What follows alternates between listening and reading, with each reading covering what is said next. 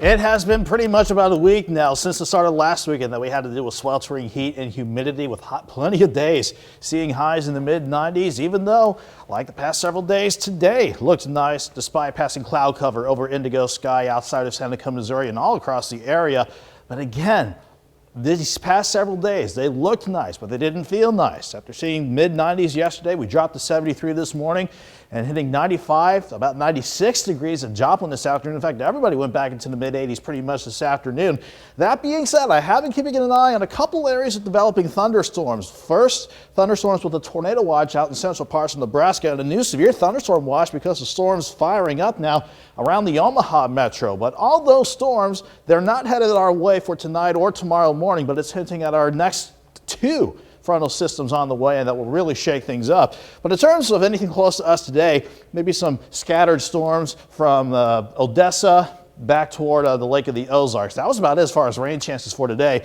But going into tomorrow, before any relief and storms get here, see excessive heat warnings and heat advisories taking us until 9 o'clock tomorrow evening. Then we're going to finally get some good relief in here. Nice looking shot from 7th and Rangeline, 84 in Joplin. Feels like 90 still with dew points sitting at 72. Everyone's in the low to mid 80s, between 80 and 85 degrees, but dew points are still up there. Still feels like 84 in Iola to about 94 down in Miami, Oklahoma. Back to the maps we go. Let's broaden the view out a bit again. These thunderstorms from Nebraska, Omaha, and eventually working their way down to Kansas City.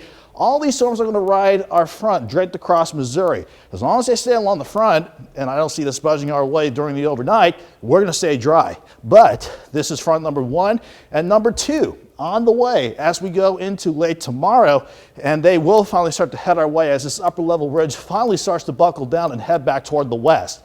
What does that mean in terms of the future track? Let's break it down right now. Again, overnight, any big thunderstorm chances staying north and east of us, so we stay dry with maybe some passing clouds, but we go right back into the heat and humidity for tomorrow.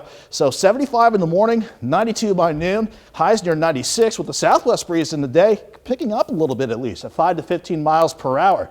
Even though the air temperatures will say will be in the mid-90s, the heat in the seas will make it feel like 102 to 108 degrees during the afternoon. But once we see these two fronts pass on through, look at Sunday. It's going to feel like the mid to upper 80s for the most part because we'll see drier air working in, but not before we see some scattered thunderstorms to start Saturday evening out with front number 1 passing through.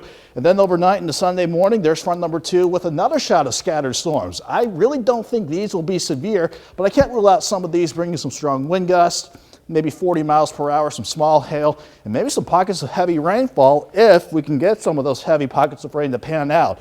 But once we get past all these rain chances, these numbers are looking a whole lot better. 86 Sunday, 62 on Monday morning, topping out at 82. Lows in the 60s, highs pretty much in the 80s for much of next week, Jordan. This is not a bad way to start the month of August. Relief is in sight. Yes, it is. Hey, Kelly, thank you so much. See you in a little bit.